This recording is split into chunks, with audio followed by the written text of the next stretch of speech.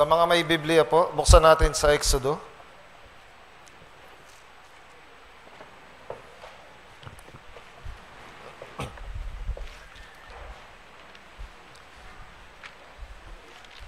Exodo chapter 4.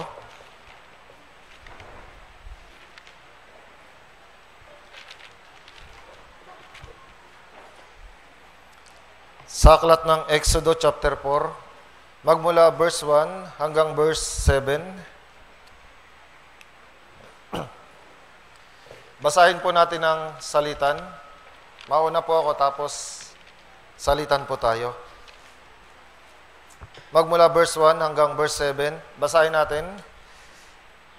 Si Moses ay sumagot at nagsabi, ngunit hindi nila ako papaniwalaan o papakinggan man, sapagkat kanilang sasabihin, ang Panginoon ay hindi nagpakita sa iyo.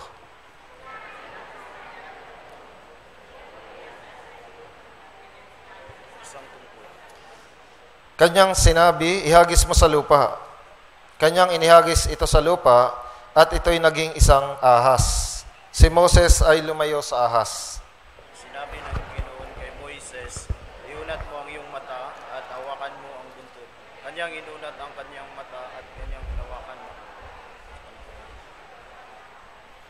Nangyari ito upang sila'y maniwala na ang Panginoong Diyos, ang Diyos ng kanilang mga ninuno, ang Diyos ni Abraham, ang Diyos ni Isaac, at ang Diyos ni Jacob ay nagpakita sa iyo. Sinabi sa kanya ng Panginoon, ipasok mo ang iyong kamay at iyong dibdib. Kanyang ipinasok ang kamay niya sa kanyang dibdib at kanyang ilabas ang kanyang kamay. Basahin po natin yung verse 7. 1, 2, 3. Sinabi ng Diyos, ipasok mo uli ang iyong kamay sa iyong dibdib. Kanyang muling ipinasok ang kamay niya sa kanyang dibdib at nang kanyang ilabas sa kanyang dibdib, nanumbalik ito gaya ng iba niyang laman.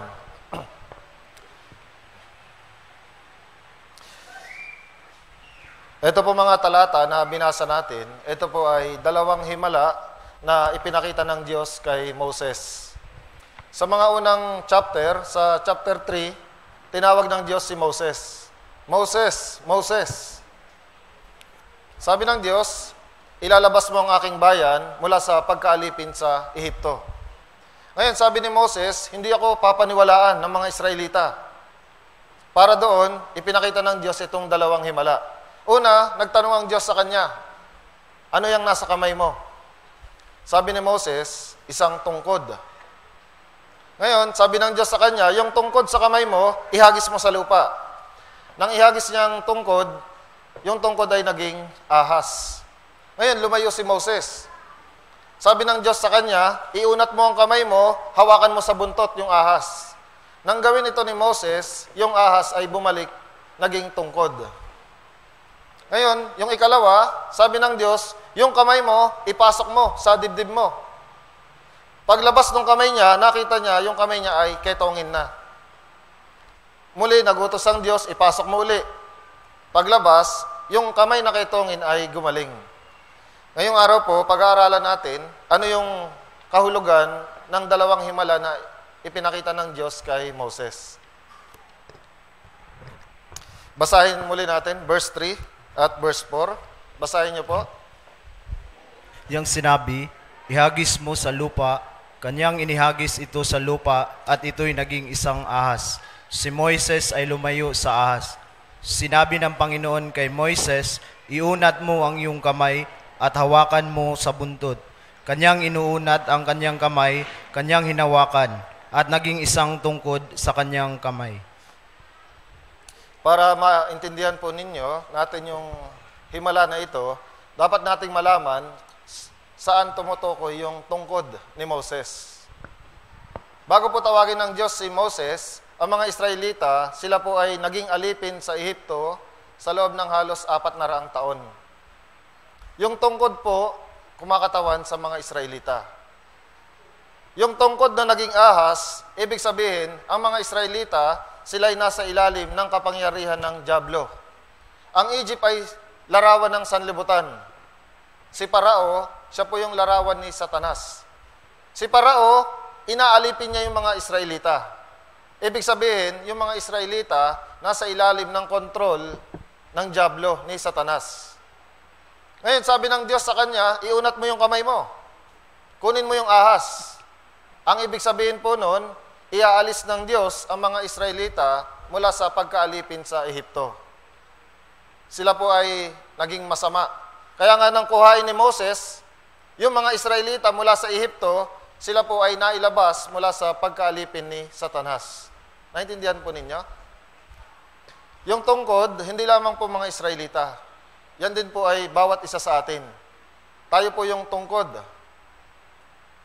Tayo po ay nasa ilalim ng kapangyarihan ni Satanas bago po tayo maligtas. Sa buong buhay natin, hawak-hawak ni Satanas yung buhay natin. Gumagawa tayo ng kasalanan ayon po sa likas na pagkamakasalanan natin. Sa buong buhay natin, nabubuhay tayo ayon sa ating sariling kagustuhan. Nasa ilalim tayo ng kontrol, ng sanlibutan at ng kasalanan. Pero sa pamamagitan ni Jesucristo, nang siya'y pumarito, kinuha niya tayo mula sa pagkaalipin ni Satanas. Lahat ng mga nakaunawa na si Jesus ay namatay doon sa krus, binayaran ng mga kasalanan, sila po ay naialis sa kapangyarihan ng dyablo. Kaya nga yung tungkod, yan po ay kumakatawan, una sa Israel, pangalawa sa atin. Nang si Adan at Eva ay makagawa ng kasalanan, sila po ay nasa ilalim na ng kapangyarihan ni Satanas. Nang likhain ng Diyos ang tao, nilagay po ng Diyos sa halamanan ng Eden. Pagkatapos, si Satanas pumasok sa kaanyuan ng ahas. Lumapit kay Eva, dinaya niya si Eva. Sinabi ba ng Diyos, maaari ninyong kainin ang lahat? Sabi ni Eva, hindi. Sabi ng Diyos, pag kinain namin ang bunga na yan, maaring mamatay kami.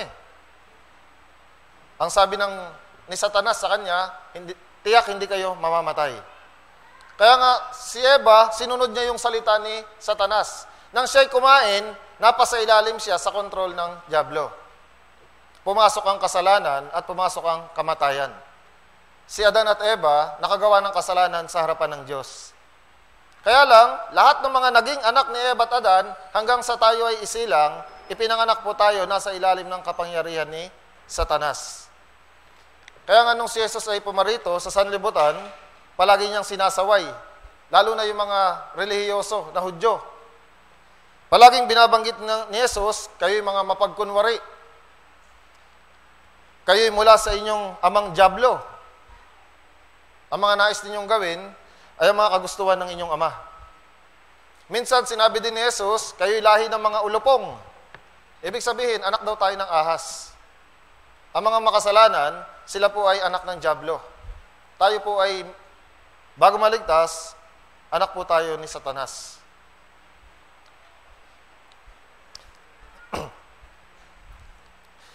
Ang tanong po, bago tawagin ng Diyos si Moses, mayroon na siyang tungkod.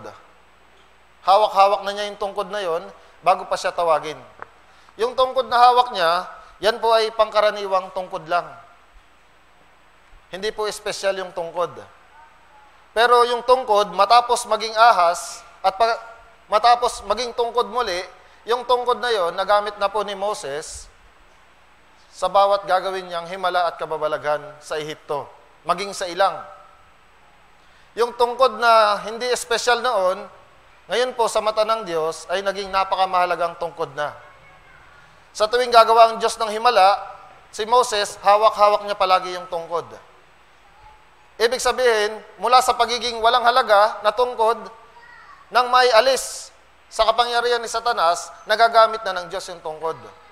Ganon po ang nangyari sa mga Israelita. Wala po silang halaga nung sila'y nasa Ehipto. Pero nang sila'y alisin, ginagamit na po sila ng Diyos para ipakita ng Diyos na walang ibang Diyos, maliban sa Diyos ng Israel. Ganon din po sa atin. Magmula nang tayo ay maligtas, tayo po ay kasangkapan na ng Diyos. Tayo na yung tungkod ng Diyos. Kapag may gagawing himala ang Diyos, ang gagamitin po niya yung tungkod niya. Sino po yun? Yung mga taong ligtas. Halimbawa po, tignan natin sa Exodo chapter 7.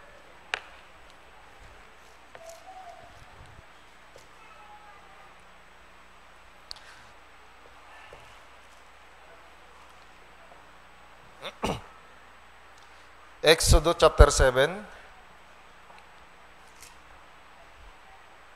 Sa verse 17. Basahin po ninyo, verse 17.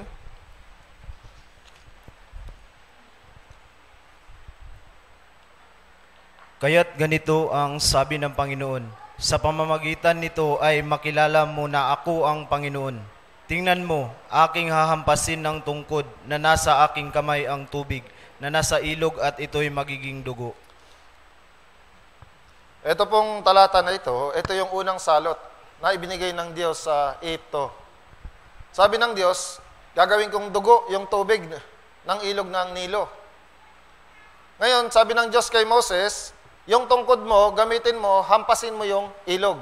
At yan ay magiging dugo. Kung titignan po natin, yung tungkod ni Moses na walang halaga, ngayon po nagagamit na para gumawa ng himala ng Diyos. Tingnan ninyo sa verse 20.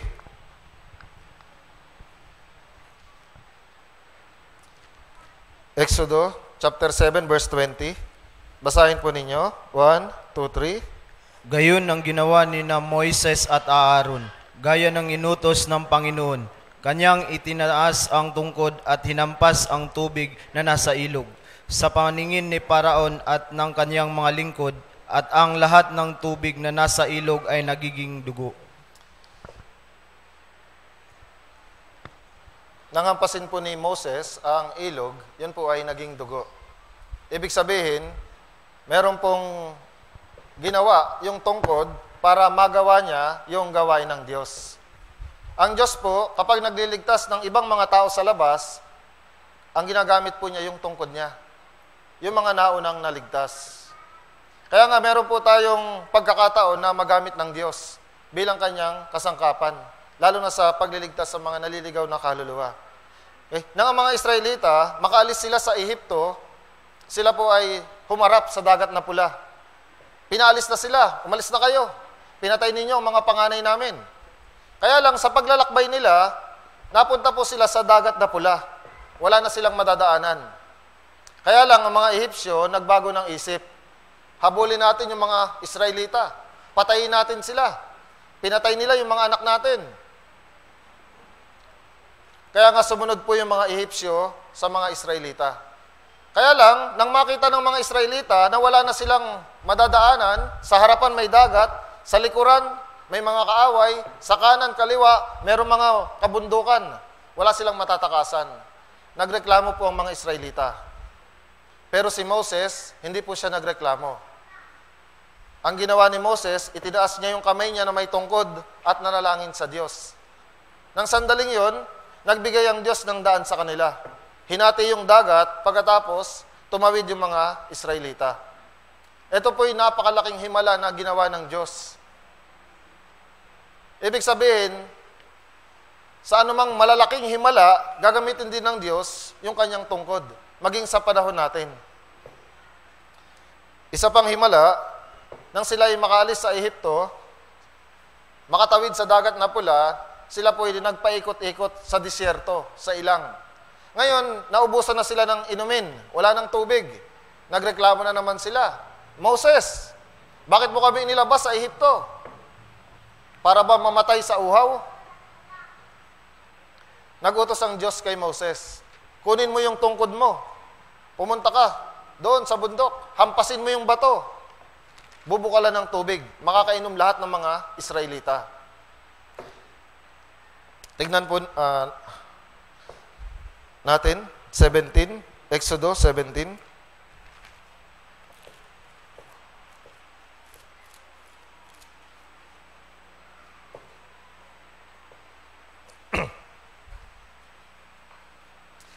Exodus 17, verse 6. Basahin po ninyo. Exodus 17, verse 6. 1, 2, 3. Ako'y tatayo sa harap mo roon, sa ibabaw ng bato sa Horeb, at iyong hahampasin ang bato, at bubukalan ng tubig upang ang bayan ay makainom. At gayon ang ginawa ni Moises sa paningin ng mga matatanda sa Israel. Iyong hahampasin ang bato. Okay? Ang ginamit po niya rito, yung kanyang tungkod. Para mapatahimik ang mga Israelita, ginamit po ng Diyos yung tungkod ni Moses. Ibig sabihin, para tayo ay disiplinahin, para tayo ay turuan, maaari pong gamitin ng Diyos yung mga taong ligtas. Isa pa, kung iisipin natin, yung buhay natin noon, tayo po ay walang halaga. Parang unang tungkod ni Moses. Walang saysay. Kahit nagsisimba tayo sa mga simbahan, kahit nananalangin sa Diyos, hindi po ito tinatanggap ng Diyos. Pero magmula nang tayo ay maligtas, nang tayo ay maging bagong tungkod ng Diyos, nagagamit na po tayo ng Diyos. Naalala ko po noon, mga 2015, kukunti lang po ang Castilleos Church. Wala pang 20, 15, mga ganun lang po. Pero, yung mga naunang naligtas sa atin, sila po ay nagpatuloy. At sa huli, nagamit sila ng Diyos. Kaya nga ngayon, tingnan nyo po kung gaano tayo karami. Ibig sabihin, kung tayo mananatili bilang tungkod ng Diyos, gagamitin po kayo ng Diyos para makapagligtas din ng iba na madadagdag sa atin. Si Pablo, siya po'y lapastangan. May pagsang-ayon siya sa pagpatay kay Esteban. Isa pa, mayroon siyang sulat. Para saan? Dakpin, hulihin yung mga Kristiyano. Kalad ka rin, ibilanggo. Inuusig niya ang iglesia. Siya po'y lapastangan sa harapan ng Diyos. Walang halaga. Pero sa Gawa chapter 9, siya po ay naligtas. Magmula nang siya'y maligtas, siya po ginamit na ng Diyos bilang tungkod. Ang aklat po ng Bagong Tipan, 14 doon, naisulat ni Pablo. Labis po na ginamit ng Diyos si Pablo. Si Pablo, una, nang maligtas, nangaral sa mga Hudyo. Pero sabi ng Diyos, inihiwalay kita para mangaral sa mga Hintil. Sa buong buhay ni Pablo, magmula nang siya'y maligtas, wala po siyang ibang ginawa kundi mangaral ng Ebanghelyo. Nakapagligtas ng napakaraming Hintil hanggang sa umabot sa atin. Yung mensahe ni Pablo, yun din po yung mensaheng ipinapangaral natin. Kung titignan natin yung buhay ni Pablo, may ihahalin tulad siya doon sa tungkod ni Moses na ginamit sa mga himala ng Diyos.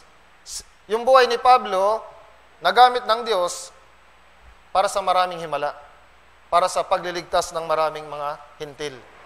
Hindi po malayong mangyari sa atin ito kung tayo po ay magiging malinis na kasangkapan ng Diyos. Naintindihan po ninyo? Kaya ngayong unang himala, yung tungkod na naging ahas, una kumakatawan sa Israel. Naging alipin, pero inalis ng Diyos.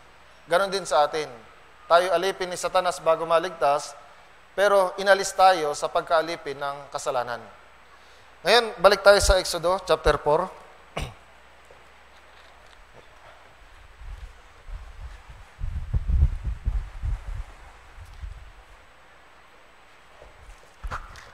Exodo chapter 4, verse 6. Basahin po ninyo, verse 6. Sinabi po pa sa kanya ng Panginoon, ipasok mo ang iyong kamay sa iyong dibdib.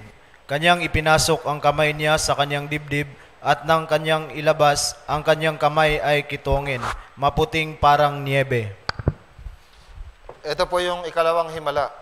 Okay? Yung kamay na ipinasok, naging ketongin. Pero nang muling ipasok, naging malinis. Ipinapakita po nito sa atin, ito po ay bansang Israel din. Ang bansang Israel, nang sila po nasa loob ng Ehipto, sila po'y naging marumi, parang ketongin. Ang Egypt, sila po'y sumasamba sa napakaraming Diyos-Diyosan. Yan po'y natutunan ng mga Israelita. Nang sila, nasa loob ng Egypt, naging marumi sila sa mata ng Diyos. Pero ang sabi ng Diyos, muli mong ipasok. Paglabas niya, naging malinis. Ang ibig sabihin, kapag inalis ng Diyos ang mga Israelita doon sa Ehipto, sila po ay magiging malinis. Naintindihan po ninyo?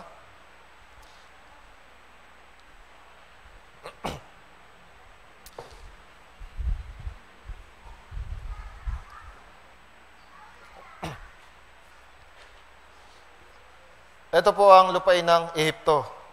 Sa loob ng mahigit 400 years, ang mga Israelita, sila po ay naging marumi sa mata ng Diyos nang nananatili sila dyan. Pero paano po sila magiging malinis? Isa lang po yung paraan. Nagbigay ang Diyos ng 10 salot sa Ehipto. Yung ika-10 salot, papatayin yung panganay na anak. Pero ang tanging paraan para sila makaligtas, hindi mamatay yung mga panganay nila, kailangan nilang pumatay ng tupa. Kukunin yung dugo. Pagkatapos, ipapahid nila sa haligi ng pintuan ng kanilang bahay. Ito lang po yung paraan para hindi mamatay yung mga panganay ng Israelita.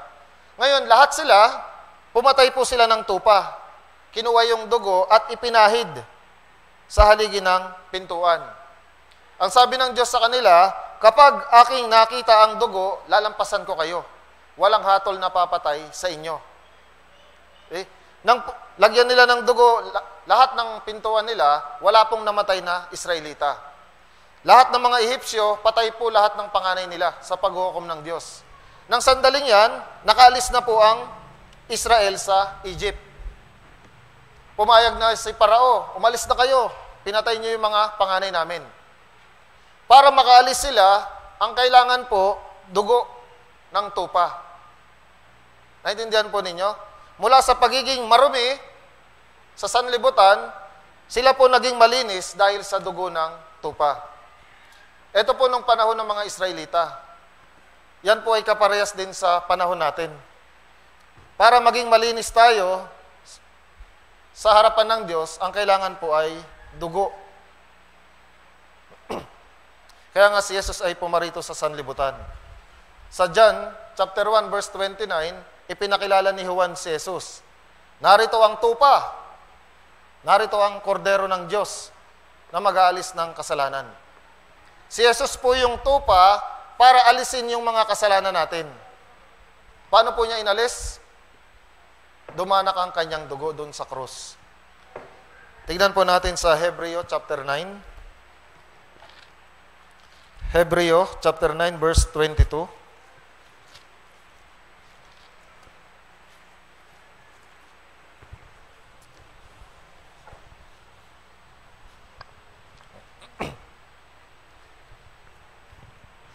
Hebreo chapter 9 verse 22. Basahin po ninyo. 1, 2, 3. Sa katunayan, sa ilalim ng kautusan, halos lahat ng mga bagay ay nililinis ng dugo. At kung walang pagdanak ng dugo, ay walang kapatawaran ng mga kasalanan. Halos lahat ng bagay ay nililinis ng dugo. At kung walang pagdanak ng dugo, walang kapatawaran ng kasalanan. Kaya nga si Jesus, siya po ay ipinako doon sa krus. Dumanak yung dugo. Para saan po yun? Para linisin yung kasalanan natin. Sa unang Korinto, chapter 5, verse 7, si Kristo po yung kordero ng ating Paskwa. Sinasabi doon, yung kordero ng ating Paskwa ay naialay na. Ang ibig sabihin, tapos na po. Naialay na. Si Jesus, 2,000 taon na nakakaraan nang siya'y mamatay. Hindi pa tayo isinisilang, kinuha na lahat ng Diyos ang ating mga kasalanan at ipinasan sa Kanya. Nalinis tayo sa ating mga kasalanan. Sa palagay po ninyo, anong dahilan ng Diyos? Bakit inalis niya yung Israel sa Egypt? Sa katunayan, ang pinakamalaking dahilan para sumamba sa Diyos, para maglingkod sa Diyos.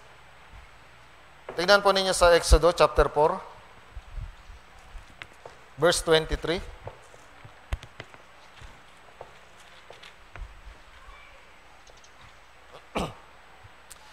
Exodo chapter 4, verse 23. Basahin po ninyo. 1, 2, 3. At aking sinasabi sa iyo, pahintulutan mong umalis ang aking anak upang siya'y makasamba sa akin. Kung ayaw mo siyang paalisin, aking papatayin ang iyong mga anak na panganay. Ito po yung dahilan bakit nais ng Diyos alisin yung mga Israelita sa Egypt. Upang sila'y makasamba sa akin. Upang sila'y maglingkod sa akin. Ano pong dahilan bakit tayo iniligtas ni Jesus? Kaparehas po. Para tayo'y sumamba sa Diyos, makapaglingkod sa Diyos. Dahil yung mga marumi, yung mga makasalanan, hindi po makakapaglingkod sa Diyos. Kaya nga para tayo makapaglingkod sa Diyos, tayo po ay inalis ni Jesus sa pagkaalipin ng kasalanan. Isipin niyo po, si Moses, nung makita niya, yung kamay niya ay ketongin, ano kaya yung naisip niya?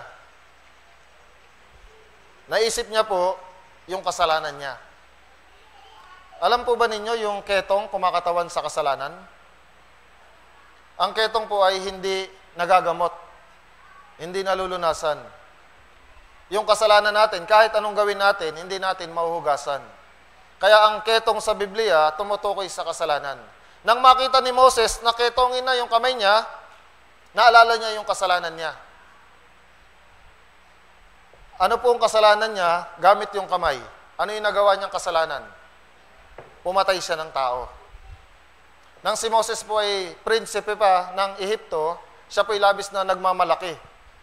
Kaya kong ilabas itong mga Israelita sa Egypt.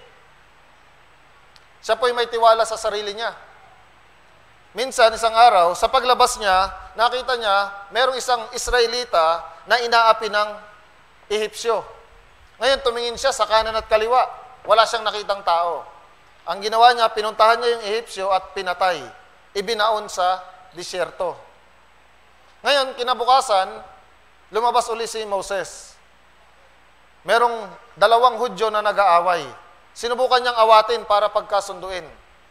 Pero ang sabi ng isa sa kanya, papatayin mo rin ba ako? Katulad nung ginawa mong pagpatay sa Ehipsyo. Nagulat po si Moses. Kasi sa isip niya, alam na ng mga tao na pumatay ako ng tao. Yari ako kay Parao. Ngayon, tumakas po si Moses. Nagpunta sa Ilang. 40 taon po siyang nanirahan sa Ilang, sa disyerto, bilang pastol. Maaring nung nakita niya yung kamay niya naketongin, naalala niya yung kasalanan niya. Yung maruming kasalanan na ginawa ng maruming kamay niya. Kaya lang, nung muling ipasok at makita niya na magaling na, ano po kaya ang naisip ni Moses? Naisip niya, pinatawad ng Diyos ang mga kasalanan niya. Sa ating pong buong buhay, pwede niyong tingnan yung kamay ninyo. Kung titignan natin yung kamay natin, may isip natin yung mga kasalanan na ginawa natin. Maaring noon, nagagalit tayo. Gamit yung kamay, nananakit, nagnanakaw, nangangalun niya. Kung titignan natin maigi yung kamay natin, may isip natin na maruming kamay ang mayroon tayo.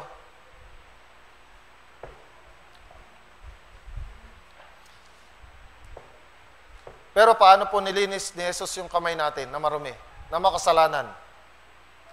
Isa lang po ang paraan ni Jesus. Ipako yung kamay niya doon sa krus. Maging duguan. Yan po yung nag-iisang paraan para malinis yung maruming kasalanan natin. Ang nagdusa po yung kamay ni Jesus. Yung pagkapako ni Jesus doon sa krus ay nakapropesiya po sa Aklat ng Awit, chapter 22. Okay, tingnan natin yung ilang talata. Awit 22.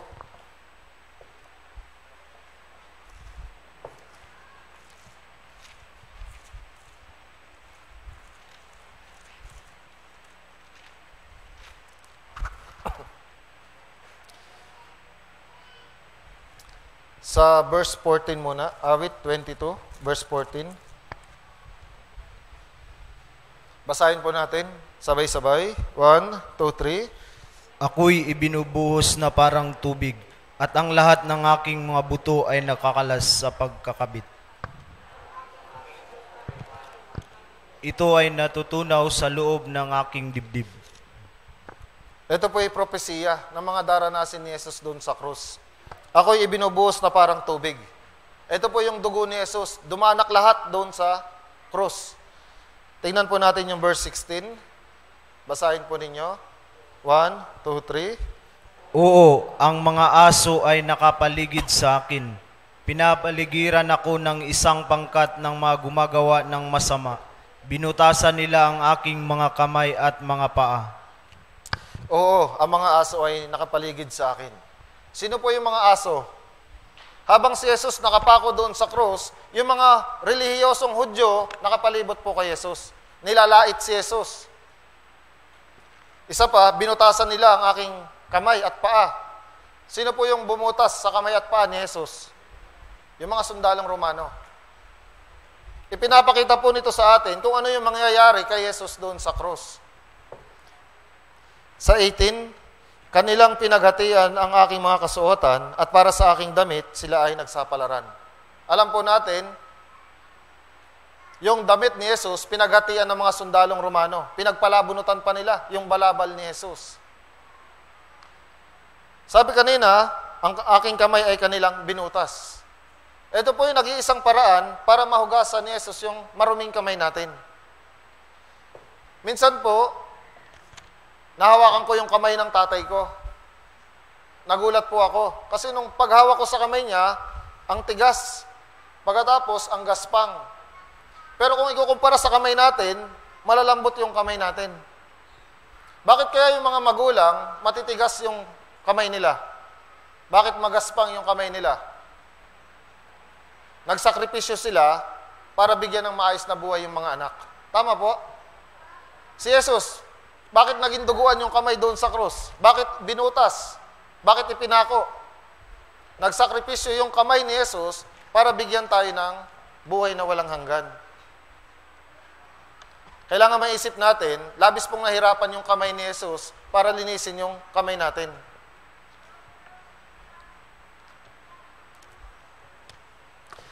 Punta po tayo sa Lucas chapter 6.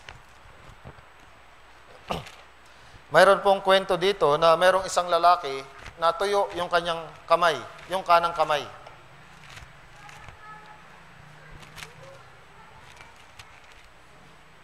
Lucas chapter 6, verse 6. Basahin natin. 1, 2, 3. Nang isa pang Sabat, siya ay pumasok sa sinagoga at nagturo. Doon ay may isang lalaki na tuyo ang kanang kamay. Sa verse 10, basahin natin. 1, 2, 3.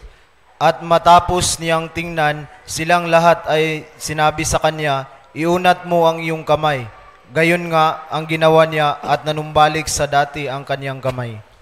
Minsan po si Jesus pumasok sa isang sinagoga. Okay? Yung sinagoga, yan po ay parang gusali kung saan nagtitipon yung mga banal, yung mga ligtas. Pagpasok ni Jesus doon sa loob, meron siyang nakita na isang lalaking tuyo yung isang kamay, yung kanang kamay niya.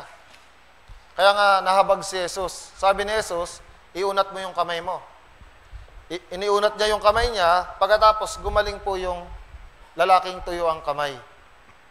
Sa Biblia, kapag sinabing kanan, ito po ay tumutukoy sa bahagi ng Diyos. Yung kaliwa, kay Satanas at sa impyerno. Okay po? Nang si Jesus ay mamatay, inilibing, muling nabuhay, siya po ay umakyat sa langit. At sa Hebreo, chapter 1, verse 3, siya ay umupo sa kanan ng kamahalan sa kaitaasan. Sa Mateo 25, nandun po yung paghuhukom ng Diyos sa mga bansa. Inihalin tulad niya sa paghihiwalay ng kambing at tupa. Sabi ng Diyos, yung mga kambing ilagay niyo sa kanan. Yung mga tupa ilagay sa kanan. Yung kambing sa kaliwa. Yung tupa, kumakatawan po sa mga taong ligtas. Ibig sabihin, nasa panig ng Diyos sa kanan. Yung mga kambing, sila po hahatulan at itatapon sa impyerno. Yung mga hindi ligtas. Kaya nga sa madaling salita, kapag sinabing kanan sa Bible, ito po sa bahagi ng Diyos. Bilang mga ligtas, dapat palagi tayong tumayo sa kanan ng Diyos. Tignan natin sa Levitico, chapter 18.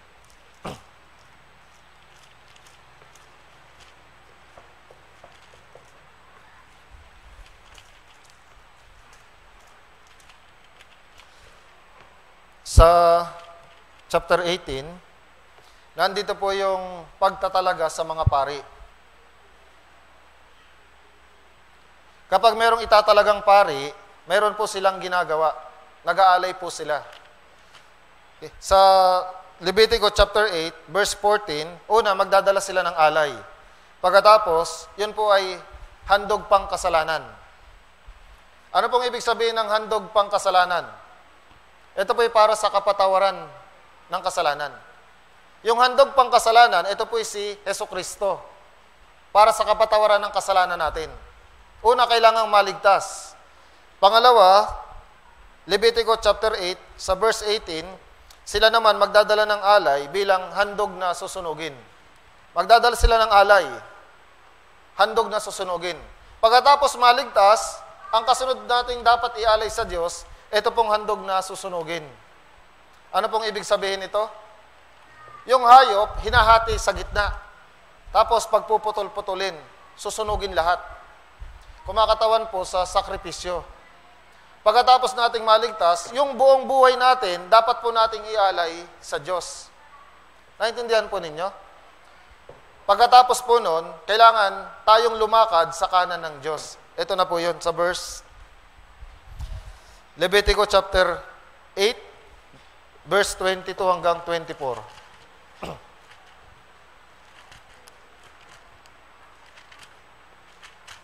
Levitico chapter 8, verse 22 hanggang 24. Basahin po ninyo. 1, 2, 3. At inilipat yung ikalawang tupa, ang tupa ng pagtatalaga at ipinatong ni Aaron at ang kanyang mga anak ang kanilang mga kamay sa ulo ng tupa. Iyon ay pinatay ni Moises at kumuha siya ng kaunting dugo at nilagyan ang dulo ng kanang tenga ni Aaron at hinlalaki ng kanyang kanang kamay at ang kanang paa. Pinalapit naman ang mga anak ni Aaron at nilagyan ni Moises ng dugo ang dulo ng kanilang kanang tenga, ang hinlalaki ng kanilang kanang kamay at ang kanang paa, at iwinisik ni Moises ang dugo sa palibot ng dambana. Ito po yung handog pagtatalaga. Kukuha ng konting dugo ng tupa. Pagkatapos, yung mga pari, papahiran sila ng dugo sa kanang tenga, sa kanang hinlalaki ng kanang kamay at hinlalaki ng kanang paa. Ano pong ibig sabihin nun? Ibig sabihin, binili sila ng dugo.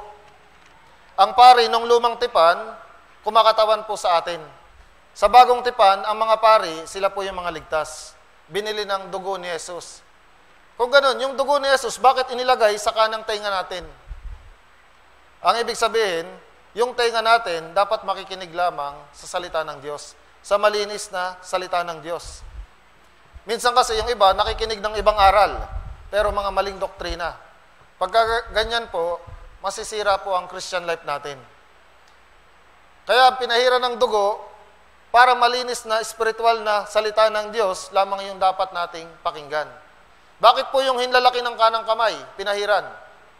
Ibig sabihin, lahat ng gagawin natin dapat may kaugnayan sa Diyos. Lahat ng gawain ng Diyos, dapat yung kamay natin nandun tumutulong, gumagawa. Bakit hinlalaki ng kanang paa? Pinahiran ng dugo. Yung lakad natin, dapat para sa Diyos. Ibig sabihin, magmula ulo hanggang paa, dapat yung buong buhay natin, ginagawa natin, ibinibigay para sa Diyos. Dahil binili tayo ng dugo ni Jesus. Sa katunayan, marami pang kahulugan yung pagtatalaga sa mga pari. Pero kailangan, pagkatapos maligtas, ialay natin yung buong buhay natin at lahat ng gagawin ng ating katawan, magmula sa pakikinig hanggang sa paglakad, hanggang sa paggawa, yan po ay dapat para sa Diyos. Naintindihan po ninyo? Pagkatapos maligtas, ang nais ng Diyos, yung kamay na marumi, gamitin natin sa paglilingkod sa Kanya. Saan po ba natin magagamit yung kamay natin? Ang una po, sa pananalangin. Kailangan iunat natin yung kamay natin sa pananalangin sa Diyos. Bago po tayo maligtas, hindi dinidinig ng Diyos ang panalangin natin. Pero pagkatapos maligtas, ang Diyos po nakahanda palaging makinig sa atin. Tingnan natin sa Awit, chapter 77.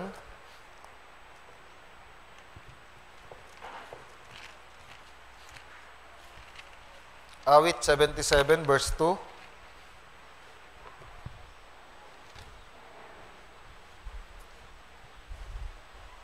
Awit 77, verse 2.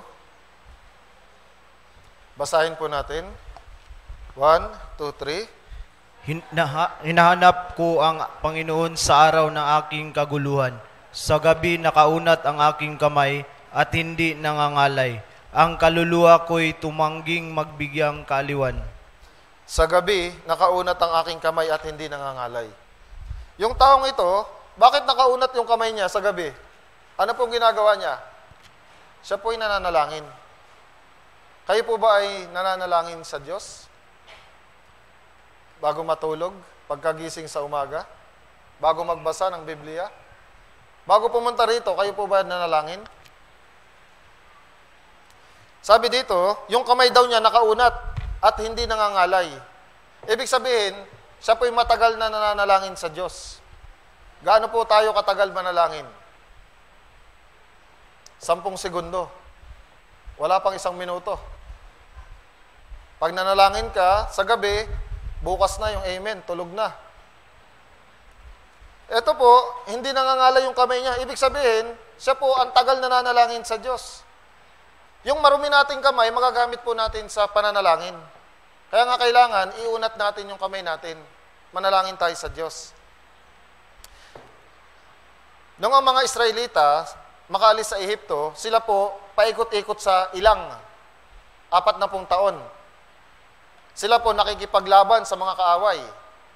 Isang beses, nakipaglaban sila sa mga Amalekita. Ngayon si Moses, sabi niya kay Josue, humayo ka, makipaglaban ka. Pupunta ako sa tuktok ng burol. Mananalangin ako. Alam niyo po yung nangyari? Kapag si Moses nakaunat yung kamay, hawak yung tungkod, at nananalangin, nananalo po ang mga Israelita. Pero yung nakaunat na matagal yung kamay, mahirap po yan. Mangangawit ka, ibababa mo. Nangawit po yung kamay ni Moses. At kapag naibababa niya yung kamay niya, natatalo ang Israel. Tingnan natin, Exodus 17.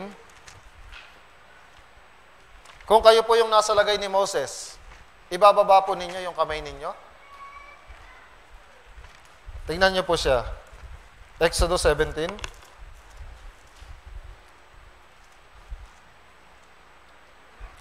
Verse 11 at verse 12.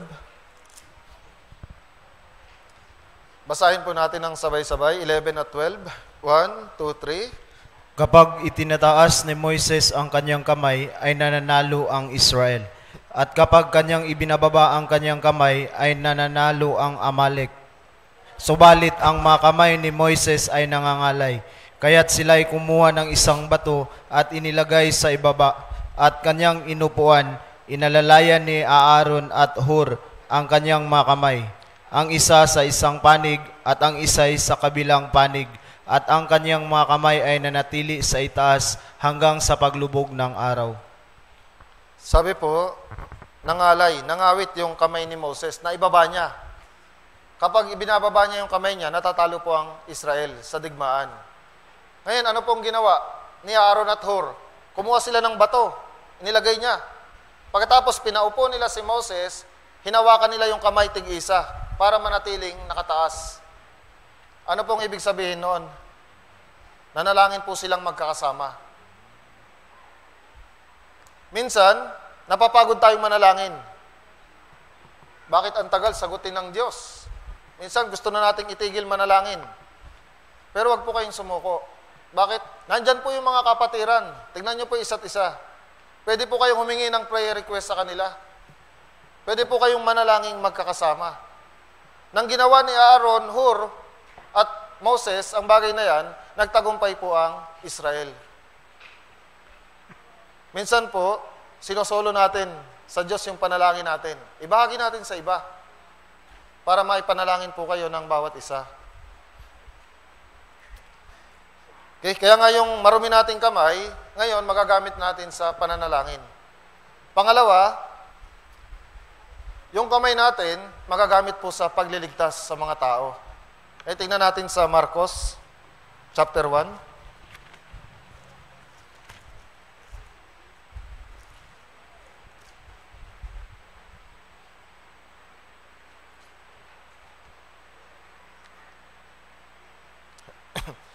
Marcos chapter 1, 16 at 17. Basahin natin ng sabay-sabay. 1, 2, 3. Sa pagdaan ni Jesus sa tabi ng nakita niya si Simon at ang kanyang kapatid na si Andres na naghahagis ng lambat sa dagat, sapagkat sila ay mga mangingisda. At sinabi sa kanila ni Jesus, "Sumunod kayo sa akin, at gagawin ko kayong mga mamalakaya ng mga tao." Si Jesus po, naglakad minsan sa tabing dagat. Pagkatapos, nakita ni Jesus si Simon, siya po si Pedro, at si Andres. Sabi ni Jesus sa kanila, "Sumunod kayo sa akin. Gagawin ko kayong mamamalakaya ng mga tao." Tingnan po ninyo, ano yung ginagawa nila nang sila'y makita ni Jesus? Naghahagis sila ng lambat. Tama po? Kapag naghahagis ng lambat, ginagamit po ang kamay. Ngayon, sabi ni Jesus, magiging mangingisda na kayo ng mga tao. Hindi na isda ang uhulihin nyo, tao na. Kung titignan ninyo yung buhay ni Pedro, sa isang sermon niya sa gawa, 3,000 ang naligtas. Yung kamay po natin, magagamit natin sa paghagis ng lambat, panghuhuli ng mga naliligaw na kaluluwa. Sa summer retreat, maghahagis po tayo ng lambat. Yan po yung gospel. Sama-sama nating ihagis yung gospel para makahuli ng napakaraming naliligaw na kaluluwa. Makibahagi po yung kamay natin sa pangangaral ng Ebanghelyo. Marami po tayong magagawa. May panahon tayo para mag-imbita. Gamitin yung kamay sa pag-iimbita ng mga tao. Alalayan sila, makarating dito. Paglingkuran sila. Yung mga nanay, nagluluto, gamit ang kamay.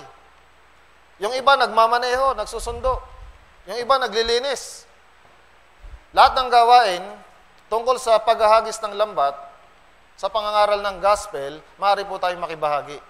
Kaya nga sa summer retreat, magtulungan po tayo.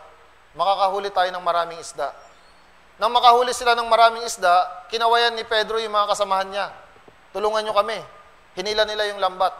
Marami pong nahuli. Kung ang gagawa sa summer retreat, si pastor lang, yung mga church staff, yung mga leader, konting isda lang ang mahuhuli. Pero kung magtutulungan po tayong lahat, marami pong kaluluwa ang darating sa kaligtasan. Kaya nga yung kamay natin na marumi, gamitin po natin sa pagliligtas sa maraming mga tao. Naintindihan po ninyo? Isa pa, awit 26, verse 6. Gamitin naman yung kamay natin sa paghiwalay sa kasalanan.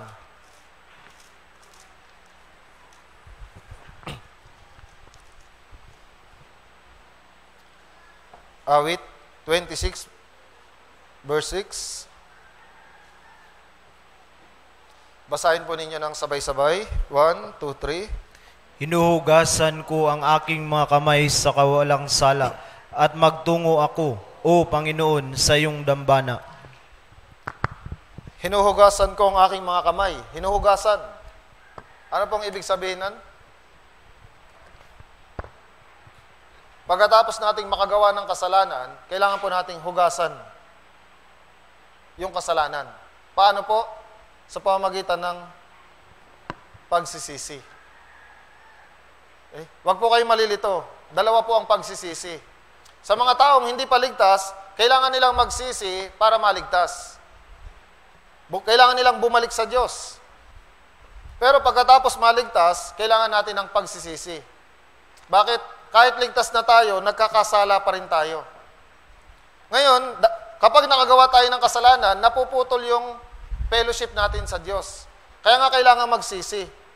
Diyan po papasok yung 1 John chapter 1 verse 9. Kung iyong ipapahayag ang iyong mga kasalanan, siya ay tapat at banal na magpapatawad sa ating mga kasalanan. Naintindihan po ninyo? Yung kamay natin, kailangan nating hugasan. Yung buhay natin, kailangan nating maging malinis palagi sa harapan ng Diyos. Nang ang mga Israelita po nasa ilang, nagutos ang Diyos sa kanila, gumawa kayo ng tabernakulo. Yung tabernakulo, doon po yung mga handog, inaalay. Yung pintuan ng tabernakulo, napakahaba. Halos siyam hanggang 10 metro. Napakalaki ng pintuan. Ibig sabihin, inaanyayahan ng Diyos lahat pumasok. Kung papasok ka sa tabernakulo, ang pinakaunang kasangkapan na makikita mo doon, yung dambana ng handog na pinagsusunugan. Anong ibig sabihin? Yung kasangkapan na yon, doon pinapatay yung mga alay. Ibig sabihin, para makapasok tayo sa langit, una, kailangan nating maunawaan, si Jesus ay namatay na, naialay na. Pagkatapos nung dambana, na handog na pinagsusunugan, ano po yung kasunod na kasangkapan? Palanggana na may tubig. Yung mga pari, pagkatapos pumatay, naguhugas po sila ng kamay at paa. Palagi po nilang ginagawa yon. Ito po yung dapat nating gawin sa Christian life natin. Pagkatapos maligtas, kailangan palagi tayong maghugas ng kamay at paa ng kasalanan natin. Yung tubig sa palanggana, ito po yung salita ng Diyos. Yung kasalanan natin, inihahayag po palagi ng salita ng Diyos. Kapag nalaman natin, yung kasalanan na nagawa natin, kailangan nating magsisi sa Diyos para mapanumbalik yung fellowship. Naintindihan po ninyo? Kaya nga una, gamitin natin yung kamay natin sa pananalangin. Pangalawa, makibahagi tayo sa paghagis ng lambat. Pangatlo, paglayo sa kasalanan, paghugas ng kamay. Tingnan natin sa unang Tesalonika.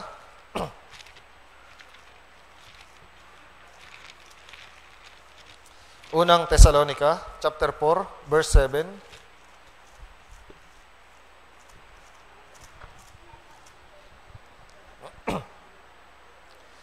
Basahin po natin. Unang Tesalonika, chapter 4, verse 7. 1, 2, 3.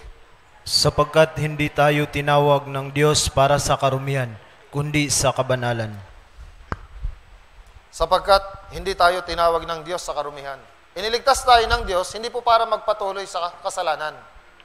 Sa aklat ng Roma, magpapatuloy ba tayo sa pagkakasala? Huwag na huwag mangyari. Bakit? Tinawag tayo hindi para sa karumihan, kundi sa kabanalan. Tingnan pa natin, unang Timoteo, chapter 4, verse 7.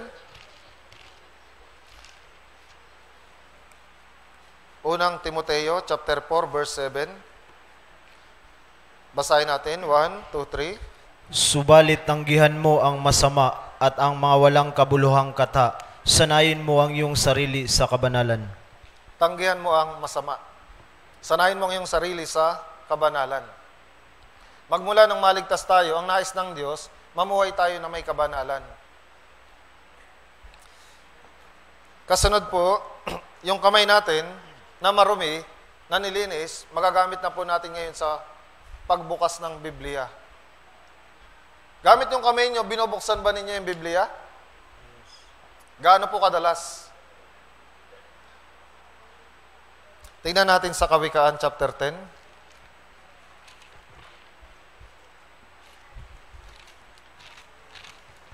Kawikaan chapter 10 verse 4.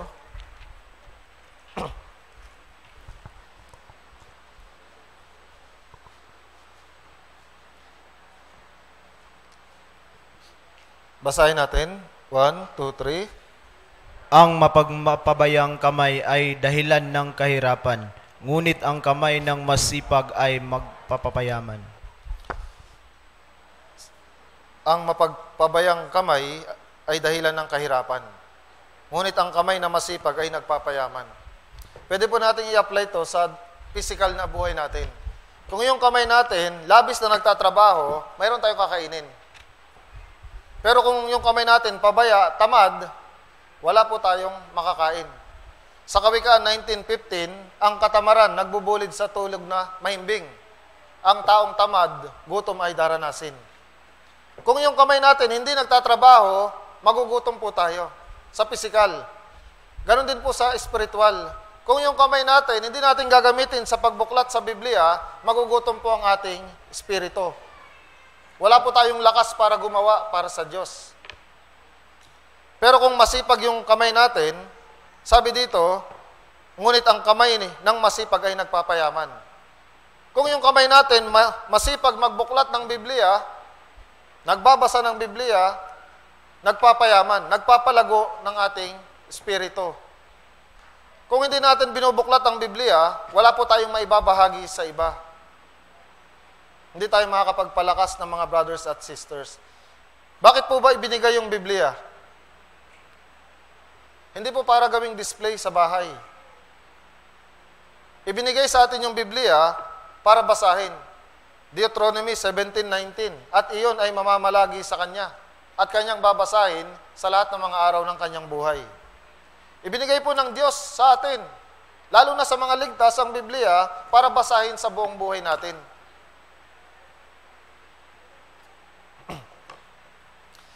Hindi ko po sinasabi na wag na tayong magtrabaho. Yung mga gawain natin, kailangan po natin gawin. Kung kailangan magtrabaho, pumasok po kayo. Kung kailangan magluto, magluto. Maglaba, mag-aral, gawin po ninyo yun. Pero yung bakanting oras natin, gamitin po natin para sa Diyos. Gamitin natin yung bakanting oras ng kamay natin para sa pagbuklat sa Biblia. Naintindihan po ninyo? Pero ngayon, hindi na po natin nagagamit. Abala na yung kamay natin sa cellphone. Palagi na lang cellphone, Facebook, mga games. Wala pong kabuluhan ito sa mata ng Diyos. Hindi po nilinis ng Diyos yung kamay natin para sa ganitong bagay. Hindi po sinayang ni Jesus yung kamay niya. Ay, sayang yung kamay ko kung magiging duguan, kung bubutasin, kung ipapako sa krus. Hindi po nanginayang si Jesus na ipako sa krus yung kamay niya para linisin yung kamay natin. Ngayon, pagkakataon po natin, para yung kamay natin, gumawa naman para sa Diyos. Matatapos po yung panahon na tayo'y gagawa. Pag dumating na siya, tapos na. Wala na tayong pagkakataong gumawa pa. Kahit gusto nating gumawa, wala na pong pagkakataon. Kaya nga hanggang hindi pa dumarating si Jesus, yung kamay natin, gamitin po natin sa paggawa para sa Kanya. Isang bagay pa, sa Marcos chapter 1. Una, gamitin natin sa pananalangin, sa pagliligtas, sa pag-iwas sa kasalanan at pagbabasa sa Biblia. Ito po yung huling aral na gusto kong sabihin sa inyo. Marcos chapter 1.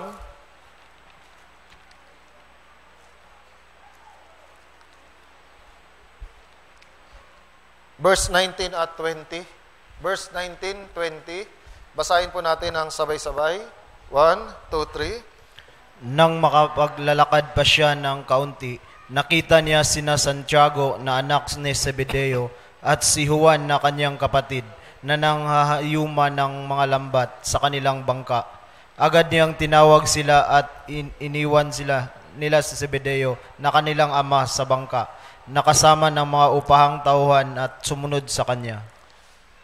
Pagkatapos tawagin ng Diyos si Simon at si Andres, nakita po ni Jesus si Juan at si Santiago. Magkapatid po sila. Ano po yung ginagawa nila? Naghahayuma ng mga lambat sa kanilang bangka. Nagtatahi po sila ng lambat. Nang makita ni Jesus yung magkapatid, nagtatrabaho sila, nananahi. Bakit po nila tinatahi yung lambat? Mayroon pong butas. Tama po? Kasi kung gagamitin yung lambat na may butas, kahit ihagis yan ng mga mangingisda, makakawala po yung isda. Yung lambat dito, tumutukoy po sa church natin. Sa church. Yung butas, yan po yung mga tukso ni Satanas. Dapat alisin natin, tahiin. Bakit? Yung mga ligtas, makakawala po sila. Lalayo sila sa church. Ibig sabihin, yung gamit yung kamay natin, kailangan alagaan natin yung mga brothers at sisters para sila hindi umalis sa church.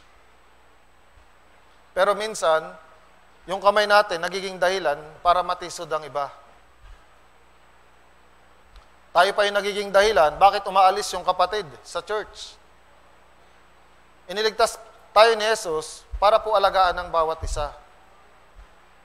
Kung meron tayong natisod, humingi tayo ng pasensya sa kanila. Kailangan po alagaan ng isa't isa. Kung hindi, makakaalis po sila. Lalayo sila sa atin. Kung titignan ko po kayong lahat, marami po yung brothers at sisters na wala dito ngayon. Tama po? Hindi lahat. Yung iba, nasa labas. Yung iba, hindi na nasimba. Bakit? nagkaroon po ng butas. Nakadaan po sila doon. Kailangan, yung mga tukso ni Satanas, kailangan po nating alisin para hindi tayo mahiwalay sa church. Isang paraan, nabasa ko po sa chat ni Pastor kagabi, yung summer retreat, una, para sa mga brothers at sisters na lumayo na. Kailangan natin silang muling abutin. Tama po? Hindi lamang po yung mga hindi paligtas. Ibalik natin sila. Yung mga hindi ligtas, ganun din. Yung kamay natin na makasalanan, nilinis po ni Jesus. Gamitin natin sa pag-aalaga sa mga kapatiran. Naintindihan po ninyo? Ngayon po, isabuod natin yung pinag-aralan. Yung dalawang himala na ipinakita ng Diyos kay Moses, sa katunayan, ito po ay propesiya. Aalisin ko ang Israel mula sa pagkaalipin ni Satanas. Lilinisin ko sila. Ganon din po sa atin. Tayo po ay alipin ng kasalanan. Pero tayo nilinis sa pamamagitan ng dugo ni Jesus. Ngayon, dahil malinis na, ang nais ng Diyos, sumamba tayo sa Kanya, maglingkod sa Kanya.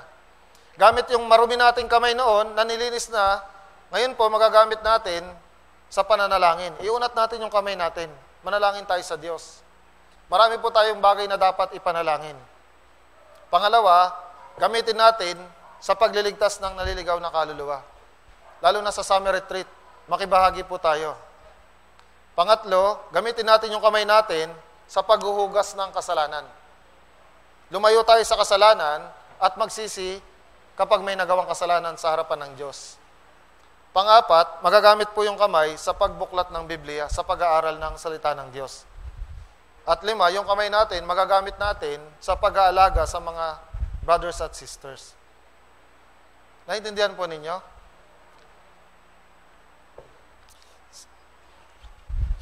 Hingi rin po ako ng prayer request sa inyo sa San Narciso Church. Kailangan po namin ng maraming panalangin mula sa inyo. Katulad natin, marami rin pong hindi nakaka-attend doon. Bagaman dumarami, nawawala naman yung mga naunang naligtas. Kaya nga ipag-pray po ninyo kami at yung summer retreat din namin doon. Okay? Tayo pong lahat ay yumuko, manalangin na po tayo.